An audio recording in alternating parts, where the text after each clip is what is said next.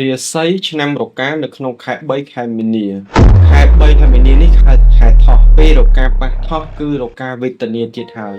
មិនក៏សួរថារកាចេះតែឆុងចឹងបងប្អូនរកាក៏មានទូរិស័យហេងផងដែរអត់ចេះតែឆុងរហូតទេអញ្ចឹងគ្រាន់តែពេលខ្លះប៉ះខែខ្លះក៏រកាឆុងខ្លាំងទៅប៉ះខែខ្លះទៅរកាក៏ហេងខ្លាំងទៅក៏ហេងមធ្យមទៅពីទូទៅគឺហេងតាមខែផ្សេងបើសិនជារកាប៉ះចំខែរោងខែក្រោយយើងអាចនឹងមានសំណាងក៏ប៉ុន្តែនៅក្នុងខែ3នេះគេហៅថាខែថោះអញ្ចឹងរកានឹងមានបញ្ហាឆុងជាមួយថោះខ្លាំងហើយប៉ះចំឆ្នាំ8ទៀតភ្លើងទៀតនោះគឺរកាកាន់តែមានសភាពគេថារឿងរ៉ាវច្រើនទី1រឿងហៅដូចជាក្តៅកាហាយមូម៉ៅរឿងស្នេហាតបបំល់ក្នុងជីវិតវាចេះតែមានរឿងអត់ឈប់អត់ឈរហើយលុយកាក់វាចេះខ្វះនេះខ្វះនោះហើយធ្វើនេះធ្វើនោះអត់សមប្រកបត្រូវចាញ់បោកគេទៀតរឿងលុយកាក់គឺចាញ់បោកគេលេខ1តែម្ដងហើយបើធំដុំមកបើអ្នករកាខ្លះគឺចាញ់បោកវាធំតែម្ដងចាញ់បោកនោះគឺចាញ់បោករឿងលុយកាក់ដីធ្លីផ្ទះសម្បែងធំធំតដាក់វិនិយោគទុនទៅឯនោះគឺបើសិនជាមិនស្គាល់ប្រភពច្បាស់លាស់គឺចប់ហើយរកាងាយនឹងរងគ្រោះចាញ់បោកគេអញ្ចឹងប្រយ័ត្នឲ្យមែនតែនរកាចិត្តទុនណាស់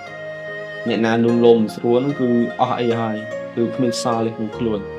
អញ្ចឹងនៅក្នុងខែ3នេះរកាត្រូវតែប្រុងប្រយ័ត្នខ្ញុំនឹងជម្រាបប្រាប់អំពីរឿងរ៉ាវដែលត្រូវកើតឡើងសម្រាប់បងប្អូននៃការឆ្នាំរកានិងរឿងរ៉ាវដែលត្រូវធ្វើមិនសុខទីលាភសំណាងចូលមកកាន់ជីវិតវិញអញ្ចឹងរកាបើនិយាយទៅជីវិតជាអភ័ព្វជាងគេគឺមនុស្សស្រីអញ្ចឹងរកានេះបើចិញ្ចឹមកូនគឺចំតែឯងទេហត់នៅក្នុងជីវិតខ្លាំងណាស់ហើយជីវិតលំបាកតស៊ូចិញ្ចឹមទាំងកូនទាំងចៅបងប្អូនចិញ្ចឹមទាំងម្ដាយឪពុកគឺវេទនាតែម្ដងមួយចំណោមឆ្នាំទាំង12ឆ្នាំដែលជាគូដែលប្រវាក់ជាងគេបំផុតនោះហៅថាគូជីវិតណាឬក៏ជីវិតតែម្ដងគឺរកាគឺចាប់ជាងគេតែម្ដងក្នុងចំណោមទាំង12គឺជាប់ top 1នៃខែជាប់ top ទី1គឺរឿងលំបាករឿងអភ័ព្វតែម្ដងអញ្ចឹងរកានៅក្នុងខែ3គឺត្រូវប្រុងប្រយ័ត្នហើយបើអាចរៀបចំពាក់នៅជាកាន់ខ្សែដៃនំសំណាងគឺជាយើងពាក់កាត់ឆុងប្រចាំឆ្នាំក៏បានដែរឬក៏ពាក់ជាគេហៅថាប្រចាំទូរស័ព្ទតម្លៃខ្លួនឯងបើយើងស្គាល់ថ្ងៃខែឆ្នាំកំណត់ពិតប្រាកដច្បាស់លាស់យើងរៀបចំជាតាមថ្ងៃខែកំណើតបើយើងអត់ស្គាល់ទេស្គាល់តែឆ្នាំអត់ទៅច្បាស់លាស់យើងពាក់ខ្សែដៃកាត់ឆុងប្រចាំឆ្នាំទៅឆ្នាំក្រោយយើងដូរមួយទៀតប៉ុន្តែបើយើងពាក់ជាលក្ខណៈមួយដែលថាតែប្រចាំទូរស័ព្ទកំណើតយើងពាក់បានយូរកង្វែងយូរឆ្នាំចឹងទៅគាត់ថាយើងវាល្អដូចគ្នាអត់មានអីត្រូវប្រវាក់ទេអញ្ចឹងគឺពាក់បានទាំងមនុស្សប្រុសនិងមនុស្សស្រីសម្រាប់បងប្អូនในការចំឆ្នាំរកាបងប្អូនយកទៅពាក់ទៅនឹងផ្ដល់ឥទ្ធិពលហេងបងប្អូនក្នុងចន្លោះពី60ទៅ80%ប៉ុណ្ណាក្នុងជីវិតយើងវាធ្វើយើងហេងគេចផុតពីរឿងសោយហើយជួបតែរឿងល្អៗមកវិញយើងខ្ញុំសូមជំរាបប្រាប់បន្តទៀតថាអំពីឆ្នាំរកាឆ្នាំរកាបើនិយាយអំពីរឿងរ៉ាវទំនាក់ទំនងឬស្នេហាវិញរកាអត់កាត់កប់ទេក្នុងខែ3ក្នុងខែ3ប្រយ័ត្នចាញ់បោកនិងមានចំនួនក្នុងស្នេហាប្រយ័ត្នជាងគេជាមួយនឹងរឿងរ៉ាវអ្នកដែលមានគោលហើយប្រយ័ត្នឆ្លោះគ្នាបែកបាក់គ្នាជើងខ្ញុំសូមហាមពេលដែលមានចំនួនអីក៏ដោយត្រូវតែស្ងាត់ទៅរៀងខ្លួនកុំឲ្យប្តីប្រពន្ធកុំឲ្យអាស្នេហាយើងជាសង្សារដូចប្រពន្ធនេះណាគឺមានតំណែងតំណលកម្មកកឈានចូលទៅដល់ការបែកបាក់ប្រឆាំងគ្នា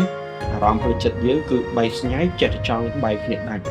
ចេះចង់លែងគ្នាដាច់អញ្ចឹងនៅក្នុងខែ3ប្រយ័ត្នសម្ដីមែនតើខ្ញុំចេញវីដេអូនេះរឿងយឺតទេបងប្អូននៅសារតែជាប់រវល់ភារកិច្ចចោះតាមខែបងប្អូនទៅក៏មិនបានជាមានបងប្អូនពីដើមខែមកហើយពេលដែលចូលដល់ក្នុងថ្ងៃទី7ស្អែកនេះខ្ញុំផុសវីដេអូនេះគឺប្រហែលជាឡងយូរហើយបងប្អូនទៅដឹងអញ្ចឹងបងប្អូនខ្លះក៏ជួបរឿងរ៉ាវហ្នឹងហើយបានដឹងរឿងថាត្រូវដោះស្រាយបែបម៉េចអញ្ចឹងសូមអធិស្ឋានផងដែលបានធ្វើវីដេអូទៅរៀងយឺតយ៉ាវអញ្ចឹងអំពីរឿងរ៉ាវរកាស្នេហាដូចជាជំរាបប្រាប់នៅហើយអ្នកនៅ single ប្រយ័ត្នមែនតើគឺរឿងរ៉ាវគូសកលគូជីវិតហ្នឹងគឺប៉ះចំដៃគូស្នេហាខ្លាំងៗក្នុងខែ3គឺគេបោកយកគេថាទំនុកចិត្តខ្លួនប្រានយើងអញ្ចឹងប្រយ័ត្នមែនតើគឺសម្រាប់មនុស្សស្រីហើយសម្រាប់មនុស្សប្រុសវិញគួរតែប្រយ័ត្នទឹកភ្នែកជួបមនុស្សស្រីដែលលួងលោមយើងហើយគេហៅថាចូលមកមិនពិតប្រកបឲ្យយើងក៏ដាក់ចិត្តស្រឡាញ់គេពិតប្រាកដបែបជាគេអត់ស្រឡាញ់អញ្ចឹងប្រយ័ត្នទាំងប្រុសទាំងស្រីតែម្ដងហើយឆ្នាំរកាបើជាមនុស្សប្រុសវិញគឺវាជាមិនសូវជាលំបាកប្រមាណដូចមនុស្សស្រីទេប៉ុន្តែខ្លាំងខ្លាំងទៅពិបាកប្រហែលគ្នាគាត់ថាវាស្រួលជាងបន្តិចបន្តួចតែប៉ុណ្្នឹងហើយបើនិយាយអំពីរឿងរ៉ាវការងារតការនេះគឺថារកាមានសភាពអត់នៅច្រើនណាស់ក្នុងខែ3មានបញ្ហាច្រើនណាស់ក្នុងខែ3ប្រយ័ត្នមកកសម្ដីនឹងកន្លែងធ្វើការកុំទៅបង្កចំនួន កុំទៅហៅថាវែកញែកខុសត្រូវនៅក្នុងសាច់រឿងការងារជាមួយនឹងក្រុមការងារជាមួយថ្នាក់លើឬអីចឹងទៅធ្វើការសន្តិសុខហើយធ្វើការងាររបស់យើងទៅកុំចេះដឹងការងារគេកុំចេះទៅលុបដៃកុំចេះទៅជួយគេចឹងប្រយ័ត្នមានគ្រោះថ្នាក់ចូលមកខាងការងារយើងវិញហើយខ្ញុំសូមជំរាបដល់ហើយរកការបើសិនជាអាចចង់ឲ្យជីវិតយើងល្អប្រសើរក្នុងឆ្នាំថ្មីនេះយើងតែងរកកាហ្វេមង្គលនៅក្នុងបន្ទប់គេងឬក៏នៅក្នុងផ្ទះយើងហ្វ៊ីបានដូចគ្នាយើងតាំងទៅដើម្បីនាំសេចក្តីសុខស្ដីនាំនឹងហេងរឿងសេចក្តីសុខស្ដីយ៉ាងហេតុនេះបងប្អូនមើលឃើញទេប៉ុន្តែវាជាឥទ្ធិពលល្អច្រើនចូលជីវិតយើងឧទាហរណ៍ឆ្នាំនេះយើងឆ្លងចាំយើងស្ទើរពេលយើងរៀបចំពាក់ទៅរៀបចំកាហ្វេឬក៏ពាក់ជាកម្មស្អីដែរទៅនឹងនាំផលល្អចូលមកកាន់ជីវិតបាននៅក្នុងជីវិតយើងអញ្ចឹងរឿងនេះយើងមើលអត់ឃើញប៉ុន្តែយើងទទួលបានគេហៅថាឥទ្ធិពលល្អសម្រាប់ការរកស៊ីបើនិយាយទៅរកការនៅក្នុងខែ3គឺតឹងប្រយ័ត្នប្រយែងមែនតើវាខាត់បានក៏ចុងរកការខ្ញុំសូមជំរាបប្រាប់បែបហ្នឹងស៊ីត្រូវតែមានលក្ខណៈទុកដាក់បានទៅហាមគេខ្ចីលុយក្នុងរបរស៊ីហាមគេជាពាក់ក្នុងខែ3ហើយតែបើជាផុតពីរឿងរ៉ាវគេហៅថាយកអវ៉ាន់ចូលក្នុងផ្ទះច្រើនកន្លែងលក់ដូរច្រើនប្រយ័ត្នខាត់ចុងខាត់ដើមបន្តិចបន្តួចបាននៅក្នុងខែ3ខ្ញុំអត់លើកទឹកចិត្តបងប្អូនធ្វើឲ្យធំដុំទេធ្វើចុះប៉ុន្តែធ្វើដែលមានដៃកំណត់បន្តិចបន្តួចគេហៅថាសកួរមជុំបានហើយកុំដាក់វុកភ្លាមធំមាន10000ចង់ដាក់20000អាហ្នឹងទៅហើយមាន10000ទៅដែរបើយើងមាន10000យើងអាចថា3000 2000អាទៅយើងអាចទុកបានហើយអារម្មណ៍ផ្លូវចិត្តយើងល្អហើយចាំទទួលសំណាងនៅក្នុងខែ4ហើយសម្រាប់អំពីរឿងរ៉ាវតំណឃើញថារកាតំណគឺមានអារម្មណ៍ថាជួបតែមនុស្សដែលខកអំណងជាមួយជួបមនុស្សបោកប្រាស់ផ្លូវចិត្តផ្លូវកាយជួបមនុស្សដែលមិនពិតប្រាកដមានមិត្តភក្តិស្មោះត្រង់មានតែគូស្នេហាស្មោះត្រង់ហើយតំណជុំវិញខ្លួនសុទ្ធតែមនុស្សដែលរាប់អានគិតតែប្រយោជន៍ជាងរកាក្នុងខែ3ប្រយ័ត្នជួបរឿងបែបហ្នឹងហើយបើនិយាយអំពីរឿងរ៉ាវថាលុយកាក់ឃើញថារកាតឹងខ្លាំងមែនតើតែម្ដងចឹងក្នុងខែ3រកាបាត់តឹងថ្នាក់នោះបងប្អូនប្រយ័ត្នប្រយែងចាយវាមកចដោយត្រូវតែមានខែគេហៅថាចំណូលចេញចំណូលចំណាយអីហ្នឹងច្បាស់លាស់របស់ជួបបញ្ហាអញ្ចឹងខ្ញុំនឹងជំរាបប្រាប់អំពីរឿងរ៉ាវសុខភាពរកាគឺឃើញថានៅក្នុងខែ3សុខភាពមិនសូវជាអំណោយផលល្អប្រហែលទេយ៉ាប់ប្រយ៉ាយនឹងឈឺស្កាត់គ្រោះអាសាយឬក៏គេហៅថាមានអារម្មណ៍ stress តានតឹងឈឺដោយជំងឺ stress កើតឡើងហើយជំងឺប្រចាំកាយធ្វើទុកពីក្នុងខ្លួនមកទៀតចឹងប្រយ័ត្នហាត់ប្រាណឬក៏ញ៉ាំរបស់ល្អៗជាប្រចាំទៅដើម្បីសូមទាញថាមពលឲ្យដល់ពីរយចូលកាន់ជីវិតរបស់យើងចឹងងាយៗបងប្អូនហើយខ្ញុំសូមជំរាបប្រាប់អំពីរឿងរ៉ាវសំណាងមួយទៀតអំពីលេខអំពីពណ៌នឹងទៅយើងខ្ញុំសូមជំរាបប្រាប់ថាឆ្នាំរកានៅក្នុងខែ3ដើម្បីសុខទាញថាមពលឲ្យពីលេខបានបងប្អូនអាចប្រើប្រាស់លេខ722លេខ722ជាលេខល្អសម្រាប់ឆ្នាំរកាដែលសុខទាញថាមពលឲ្យនិងរឿងលៀបចូលមកកាន់ជីវិតបានលេខបងប្អូនយកទៅប្រើប្រាស់ជាក់ស្ដែងទៅស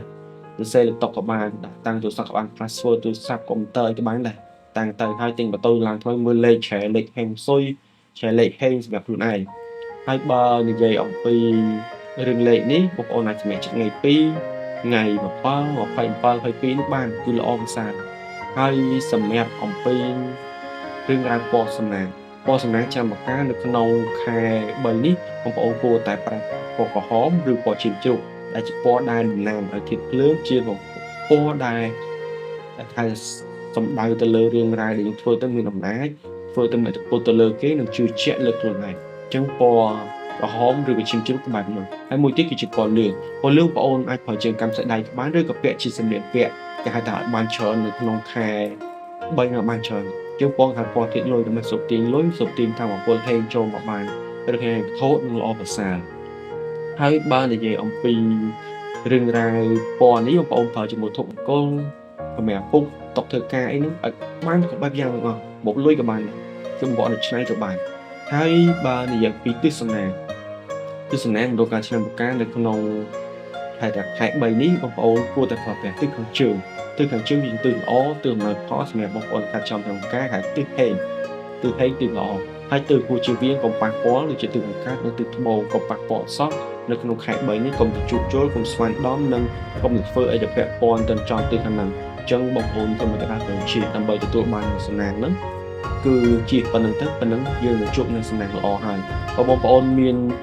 គេហៅថាចង់ឲ្យខ្ញុំរៀបចំការចែកដៃនាំអ្នកសំណាងឬក៏រៀបចំវត្ថុមង្គលដូចជាពពែនាំសំណាងប្រចាំឆ្នាំបងប្អូនទាក់ទងខ្ញុំបាន